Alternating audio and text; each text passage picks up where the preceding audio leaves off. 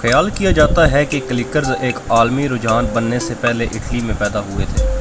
ان کی اصل کہانی کسی حد تک واضح نہیں ہے، لیکن انہوں نے 1960 کی دہائی کے آخر اور 1970 کی دہائی کے اول میں تیزی سے مقبولیت حاصل کی، خاص طور پر ریاستہائے متحدہ امریکہ اور یورپ میں کھلونے کے سادہ لیکن دلچسپ ڈیزائن نے بچوں اور نوعمروں کو اپنی طرف متوجہ کیا، جس کی وجہ سے بڑے پیمانے پر گود لینے اور بالآخر بڑے پیمانے پر پیداوار ہوئی۔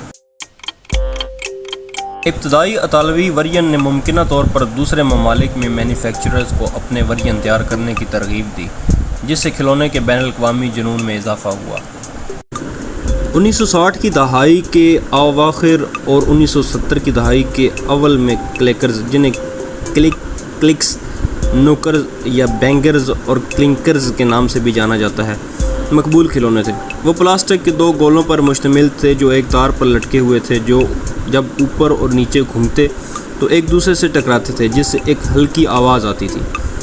1960 کی دہائی کے آخر میں لوگ ایک تار پر دو چھوٹی بھاری گیندوں کے ساتھ پاگلوں کی طرح کھیل رہے تھے۔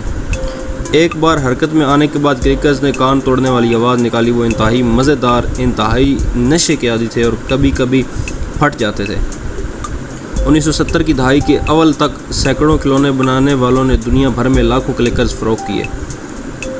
1968 میں ٹیمپرڈ شیشے کے گولے کے ماڈل سامنے آئے جو بالآخر صارفین یا آس پاس کے دیگر افراد کو تباہ اور زخمی کر سکتے تھے۔ 1970 کی دہائی کے اول میں مینوفیکچررز نے انہیں پلاسٹک کے گولوں میں تبدیل کر دیا جو ہر تار پر معطل تھے۔ امریکہ اور کینیڈا میں اس وقت کلکرز کو مارکیٹ سے نکالا گیا جب ان کے ساتھ کھیلتے ہوئے بچوں کے زخمی ہونے کی خبریں سامنے آئیں۔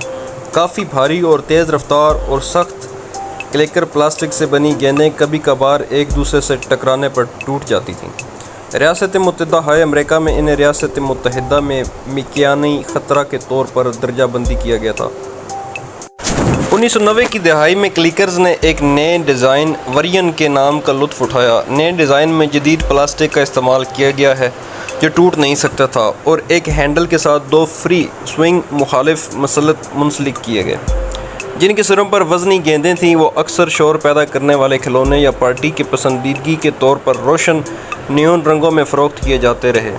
2017 میں کھلونے کی اصل شکل کو مصر میں بحال کیا گیا اور اسکولوں کے بچوں میں مقبولیت حاصل کی۔ یہ مصر کے صدر عبد الفتاح السیسی کے تجربات کی طرف اشارہ کرتے ہوئے سیسی کی گیندیں کے نام سے مشہور ہوا۔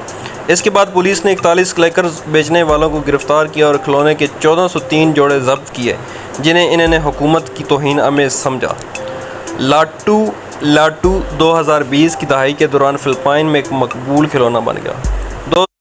2022 کے اواخر میں یہ کھلونا انڈونیشیا میں مقبول ہوا، جہاں اسے لاٹو یا کٹو کاٹو کے نام سے جانا جاتا۔ لاٹو ایک بگینی لفظ ہے جس کا مطلب ایک جھٹکا دینے والی آواز ہے، جبکہ کٹو مکساری زبان میں اس طرح کا لفظ ہے۔ حفاظتی خدشات میں ان کی مقبولیت کے باوجود کلکروں نے اہم حفاظتی خطرات پیدا کیے۔ ٹوٹنا، سخت ایکریلک یا پلاسٹک کی گیندیں ٹکرانے پر ٹوٹ سکتی تھیں جن سے تیزی ٹکڑے چاروں سمتوں میں پھیلتے تھے، جس سے ممکنہ طور پر آنکھوں کی چونٹیں یا کٹنے کا امکان ہوتا تھا۔ چوٹیں اور چونٹیں پھیپھڑوں کی حرکت سے پیدا ہونے والی قوت صرف کے ہاتھوں، کلائیوں اور بازوؤں کو چوٹ اور چوٹوں کا سبب بن سکتی تھیں۔ شور کا خطرہ، جیسے اونچی آواز میں شور سننے کے لیے پریشان کن اور نقصان دہ ہو سکتا تھا، خاص طور پر بند جگہوں پر۔ چوٹوں کی بڑھتی ہوئی رپورٹس اور فطری خطرات کی وجہ سے consumer product safety commission CPSC نے مداخلت کی۔ 1971 میں CPS نے کھلونے کی حفاظت کے معیار کو بہتر بنانے کے لیے رہنمائی خطوط اور قواعد و ضوابط جاری کیے، جس کے نتیجے میں کلکرز کی فروخت اور تیاری پر پابندی عائد کر دی گئی۔ پابندی کا مقصد مزید چوٹوں کو روکنا اور کھلونوں سے کھیلنے والے بچوں کی حفاظت یقینی بنانا تھا۔ اگر اس کی جدید قسموں کی بات کریں تو کلکرز کے جدید ورژن کو حفاظت کو ذہن میں رکھتے ہوئے ڈیزائن کیا گیا ہے۔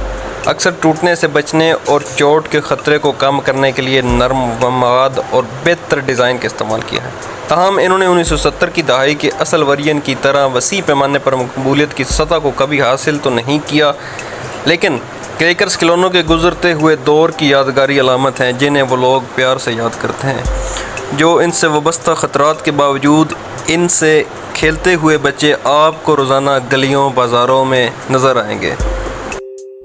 اور جہاں تک آج کے دور کی بات کریں تو کلیکرز کے فوائد اور نقصانات برابر ہی ہیں۔ اگر نقصانات کو دیکھا جائے تو جو دیگر پچھلی ویڈیو میں تمام معلومات بیان کر دی گئی ہیں وہ نقصانات کا ایک بہت لمبی فہرست ہے، اور اگر فوائد کو دیکھا جائے تو بچوں کا دھیان آج کل موبائل سے کم ہے۔ اس کی بڑی وجہ یہی ہے کہ بچے اس کے ساتھ کھیل میں مصروف ہیں۔